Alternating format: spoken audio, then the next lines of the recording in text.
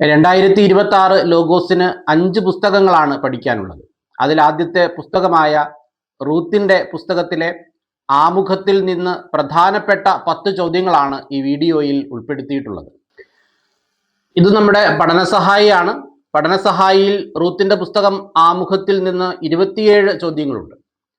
അതിൽ പ്രധാനപ്പെട്ട 10 ചോദ്യങ്ങളാണ്.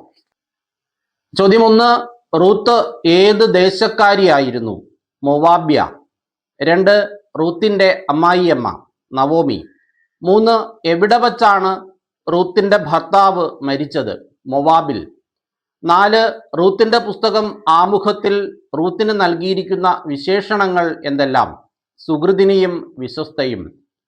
5, റൂത്തിന്റെ ഭർത്താവ് മരിച്ച ശേഷം അവളുടെ അമ്മായിയമ്മ നവോമി എവിടേക്ക് തിരിച്ചുപോയി?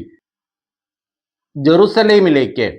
6, റൂത്ത് എന്തിന് മാതൃകയായി തീർന്നു? വിശ്വസ്തതയ്ക്ക്.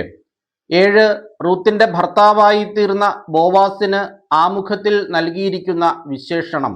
റൂത്തിന്റെ ഭർത്താവിന്റെ ബന്ധുവും സമ്പന്നനും. 8, റൂത്തിന്റെ പേര് ദാവീദിന്റെ പിതാക്കന്മാരുടെ പട്ടികയിലും യേശുവിന്റെ വംശാവലിയിലും ഉൾപ്പെട്ടത് എങ്ങനെ? ബോവാസിന്റെ ഭാര്യയായി തീർന്നത് വഴി. 9, ദൈവത്തിന്റെ രക്ഷാകര പദ്ധതി എങ്ങനെയുള്ളതാണ്? സാർവത്രികമാണ്. 10, റൂത്ത് ബൈബിളിലെ എത്രാമത്തെ പുസ്തകമാണ്? 8ാമത്തെ പുസ്തകം. നമ്മുടെ പഠനസഹായിയിൽ 4500ഓളം ചോദ്യങ്ങളുണ്ട്. 336 പേജുകളുള്ള വളരെ സമഗ്രമായി തയ്യാറാക്കിയിട്ടുള്ള ഒരു പഠനസഹായിയാണ്.